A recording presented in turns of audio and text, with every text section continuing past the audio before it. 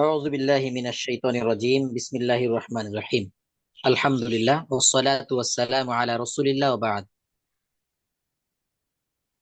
আলহামদুলিল্লাহ আমরা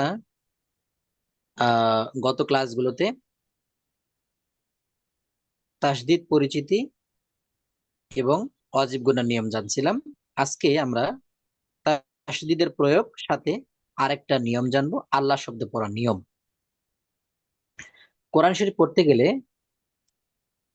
আল্লাহ শব্দটা অনেকবার পাওয়া যায়। কোরআন শরীফে প্রায় 2500-এর উপরে আছে আল্লাহ শব্দটা। এই শব্দটা পড়ার নিয়ম হলো, আল্লাহ শব্দটা দুই ভাবে পড়া যায়। একটা হলো মোটা করে পড়া যায়, আর একটা হলো পাতলা করে পড়া যায়। মোটা করে কখন পড়বো?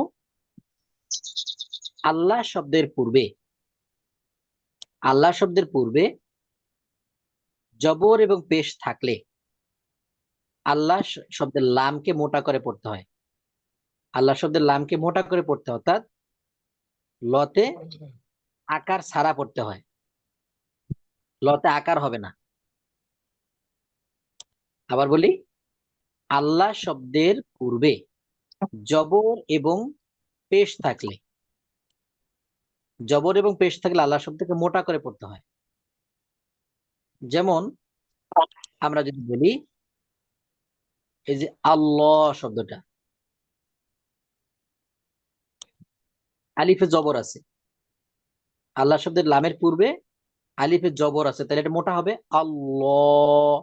আল্লাহ, আল্লাহ, আল্লাহ বলা যাবে না, আল্লাহ না, লয়ে আকার দেওয়া যাবে না, আল্লাহ, আল্লাহ মোটা। এরপরে ইন্নাল্লাহ, নাল্লাহ, আল্লাহ শব্দের পূর্বে কি আছে? জবর আছে, আল্লাহ শব্দ মোটা হবে, ল উচ্চারণ হবে, লা হবে না। রসুল্লাহ, আল্লাহ শব্দের পূর্বে পেশ আছে, আল্লাহ শব্দ মোটা করে পড়তে হবে, পাতলা করে পড়া যাবে না, লুল্লাহ বলা যাবে না, লুল্লাহ। রসুল্লাহ, ইন্নাল্লাহ, আল্লাহু, ওয়াল্লাহু। তাহলে আল্লাহ শব্দের পূর্বে জবর এবং পেশ থাকলে মোটা করে পড়বো, লা পড়বো না, ল পড়বো। আল্লাহ শব্দের পূর্বে জের থাকলে আল্লাহ শব্দকে পাতলা করে পড়তে হবে, অর্থাৎ আল্লাহ শব্দে লয়ে জবর দিয়ে পড়বো আমরা।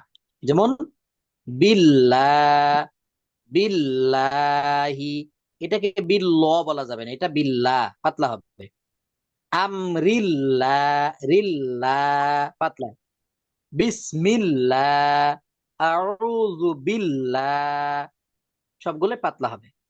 তাহলে আল্লাহ শব্দের লামের পূর্বে জবর এবং পেশ থাকলে মোটা করে পড়তে হবে, বা লা পড়া যাবে না, ল পড়া লাগবে। আর জের থাকলে পাতলা করে পড়তে হবে, ল পড়া যাবে না, লা পড়তে হবে। এই নিয়মটা কি আমরা বুঝতে পারছি? কোনো প্রশ্ন আছে? জি হুজুর, বুঝছে। আচ্ছা, ঠিক আছে।